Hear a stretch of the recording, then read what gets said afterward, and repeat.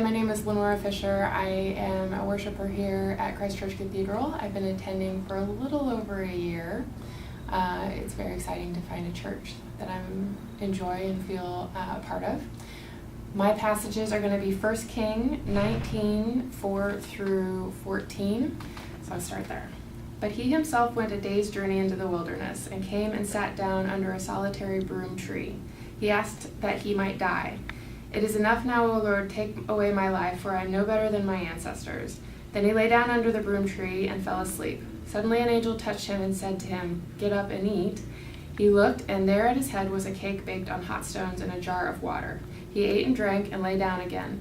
The angel of the Lord came a second time, touched him and said, "Get up and eat, otherwise the journey will be too much for you." He got up and ate and drank. Then he went in the strength of that food 40 days and 40 nights to Horeb, the mount of God. At that place he came to a cave and spent the night there. Then the word of the Lord came to him, saying, "What are you doing here, Elijah?" He answered, "I have been very zealous for the Lord, the God of hosts. For the Israelites have forsaken your covenant, thrown down your altars, and killed your prophets with the sword. I alone am left, and they are seeking my life to take it away." He said, "Go out and stand on the mountain before the Lord, for the Lord is about to pass by." Now there was a great wind, so strong that it was splitting mountains and breaking rocks in pieces before the Lord. But the Lord was not in the wind. And after the wind, an earthquake, but the Lord was not in the earthquake. And after the earthquake, a fire, but the Lord was not in the fire. And after the fire, a sound of sheer silence. When Elijah heard it, he wrapped his face in his mantle and went out and stood at the entrance of the cave. Then there came a voice to him that said, "What are you doing here, Elijah?" He said, "I have been very zealous for the Lord, the God of hosts, for the Israelites have forsaken your covenant, thrown down your altars, and killed your prophets with the sword. I alone am left, and they are seeking my life to take it away." So that kind of cuts off, well, it starts mid-story and it cuts off before it goes into many other things.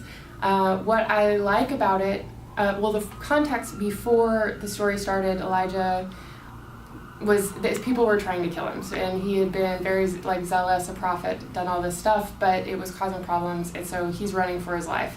And so he's up here in the mountain, and he has this encounter, and then the story goes on. So, in full disclosure, proof texting a little bit, I've often heard this passage in context about the still small voice, like how God wasn't in all the craziness and all the big explanations and or big events and magic mountaintop experiences.